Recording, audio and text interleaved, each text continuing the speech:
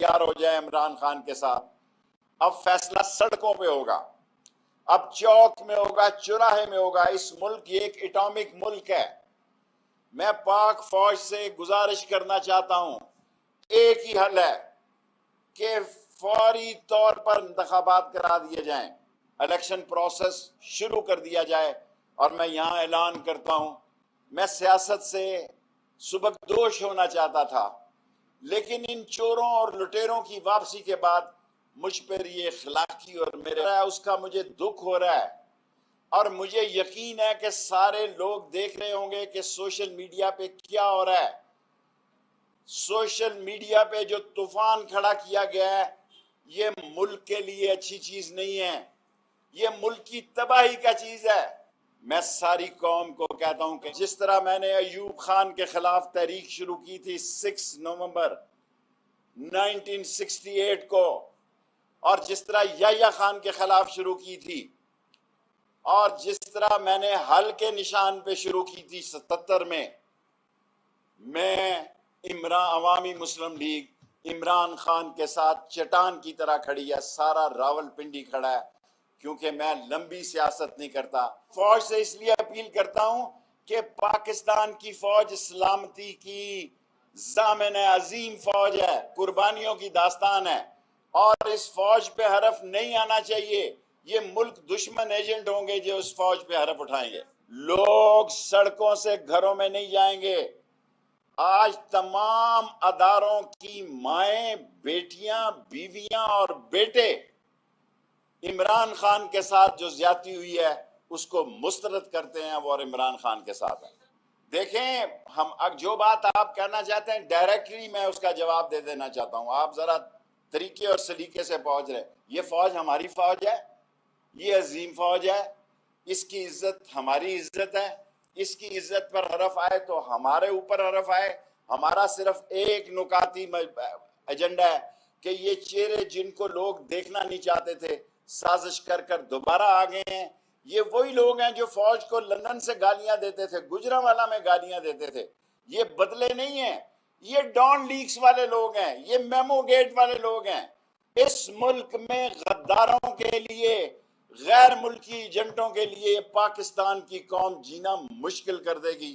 سارے پاکستان میں جائیں گے، ہر چوک اور چوراہے میں اس کرپٹ، نااہل اور غیر ملکی ایجنٹ اور سیکیورٹی رسک کے خلاف تحریک چلائیں گے. آپ کو مجھ سے زیادہ پتہ ہے کہ لوگ اس ملک میں آزاد خارجہ پالیسی نہیں دیکھنا چاہتے ہیں، غلام خارجہ پالیسی دیتے ہیں.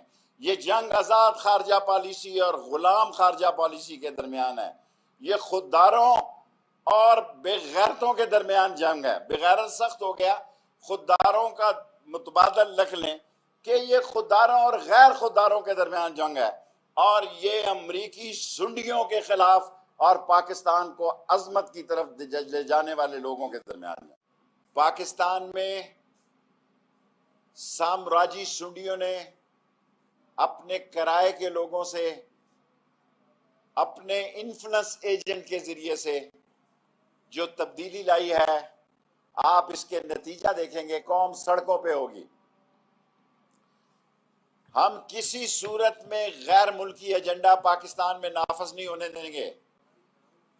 اور میں خاص طور پر اسٹیبلشمنٹ کو اور پاکستان کے اساس اداروں کی ایجنسیوں سے درخواست کرنا چاہتا ہوں، اگر اس ملک میں یہی ناپسندیدہ اور یہی بدبودار منی لانڈرر اور یہی کرپٹ اور ڈس آنسٹ لوگوں کو جو کہ پاک فوج کو گالیاں دیتے تھے، اگر انہی لوگوں کو لانا تھا تو میں سمجھتا ہوں کہ اس سے زیادہ قوم سے کوئی زیادتی نہیں ہو سکتی. میں پی ٹی آئی میں نہیں ہوں، میں عمران خان کے ساتھ ہوں، اور میں اکیلا عوامی مسلم لیگ کی طرف سے، میں بہت پہلے کہتا تھا، مجھے پتا تھا کہ ایک سازش تیار ہو رہی ہے.